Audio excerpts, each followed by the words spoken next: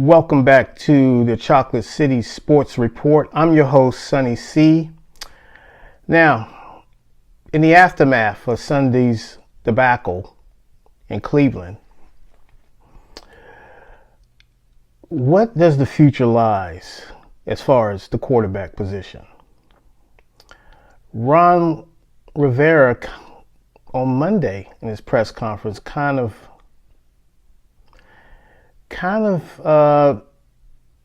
backed off of his statements on Sunday. He kind of said that we cannot continue, I'm paraphrasing, we cannot continue to get this type of play out of the quarter. I mean, Dwayne has to be better, obviously.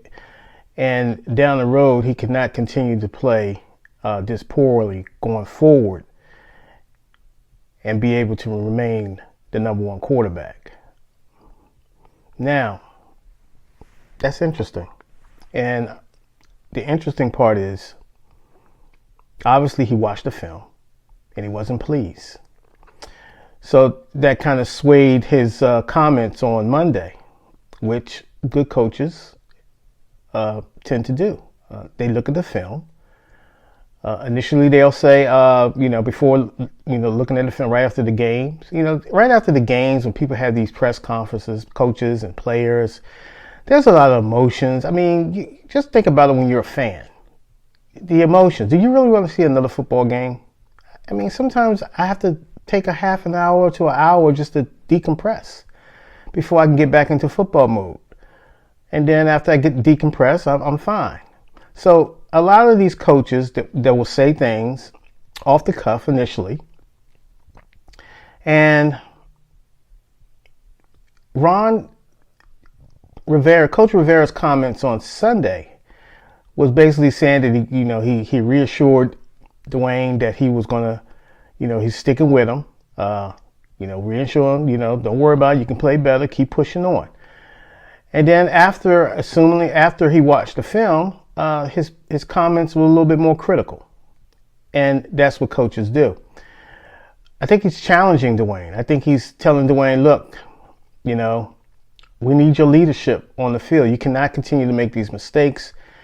You cannot continue to play in this fashion and expect, regardless of its evaluation year, but to keep your job. And one thing to keep in mind is that the NFC East right now, and maybe going forward, if no one wants to step up and win this division, it might force Coach Rivera's hand to make a change at quarterback. Just out of pure necessity. Because if no one wants to take the division, right now Washington is currently at 1-2, Dallas is 1-2, the Eagles tied 1-2-1, the Giants, well, they're the Giants. They're on 3. So, and Giants look bad. They're a bad 0-3 football team. They look terrible. Anyway, I digress. So, I'm not all, really bent over backwards by Ron doing it kind of like a moonwalk on Dwayne Haskins situation. Good coaches would do that. You look at the film.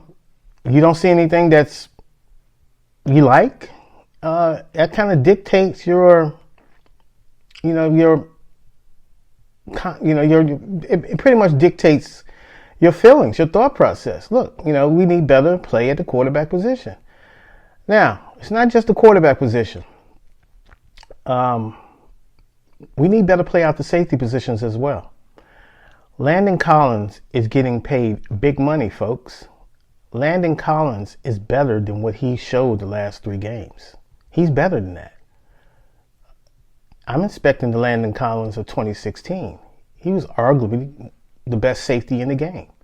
You're getting paid like the best safety in the game.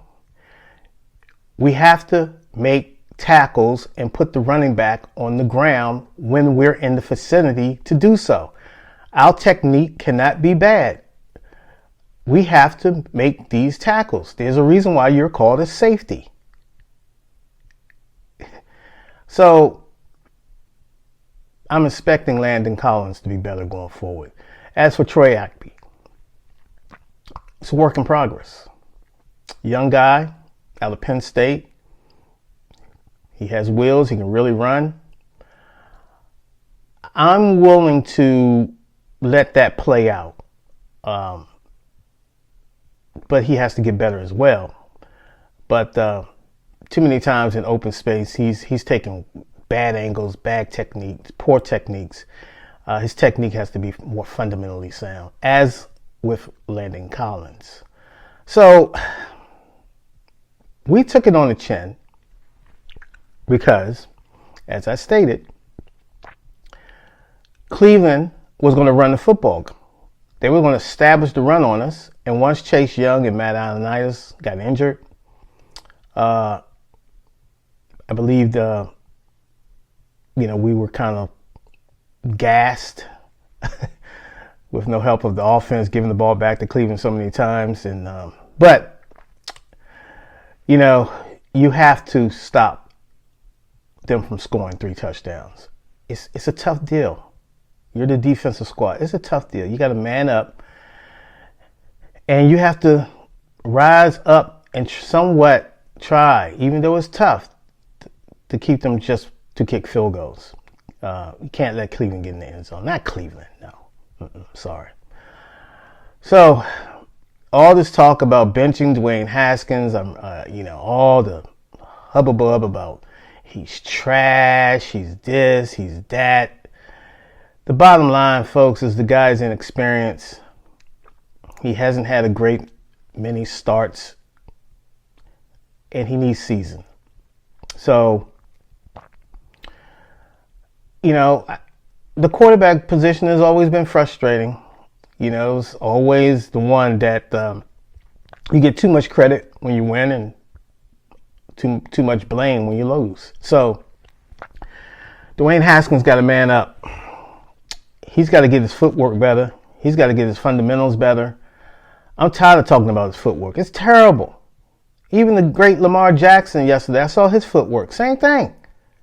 What is wrong with the footwork?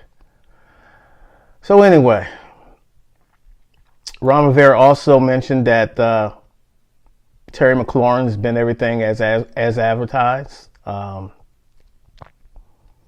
McLaurin is special. He's averaging something like over 16 yards a catch. We got to put the ball in his hands. Dwayne Haskins have to get the ball out in the playmaker's hands. Okay, there's a reason why we moved on from Adrian Peterson. He was a good soldier, a great guy, but we got these backs, J.D. McKissick and Antonio Gibson, who are dynamic in space, and Dwayne has to realize, get the ball out to these backs. If you don't see anything downfield, check down, get it out to the back. Pick up 4 or 5 yards. 4 yards, 3 yards is a good play. Pick it up. Okay, that's positive yardage. We need the positive yardage. We can't get sacked, holding the ball long, like too long. Got to get the ball out your hand. I've seen this too many times with young quarterbacks. They get fixated on one receiver. Their read gets shut down. Then they kind of panic. But they don't necessarily have this clock that's in their head to get the ball out. Your backs are always open. Get the ball out to the backs in the flats. That's football 101. Okay? This should have been taught to you in high school. Okay? You know what to do. Stop playing hero ball. Get the ball down to your check the ball down. There's nothing wrong with the check down if you're struggling. Man, I have no issues with the play calling. Scott Turner, to me, is dynamic in his play calling. I mean, he was doing the reverses, the jet sweep fakes, look, for all you people that was worried about what was Scott Turner was going to bring to the table as far as his style of offense, you saw it on Sunday. Okay, now we can't get the ball away 3 times. We can't give them the ball 4 times, 5 times. You're not going to beat a Pop Warner football team like that. I mean, really. So I'm over it. Now, as we move on to the mighty Baltimore Ravens, who will be visiting FedEx Field this Sunday at 1 p.m., I looked at the game yesterday. I watched the game yesterday. I saw Lamar Jackson. He is a dynamic quarterback. He had a tough passing day. It happens. This is what I tell people. It happens. The quarterbacks, they have tough days sometimes. But he did enough things on that field. I mean, they were still in the game in the third quarter, down 1 touchdown. And,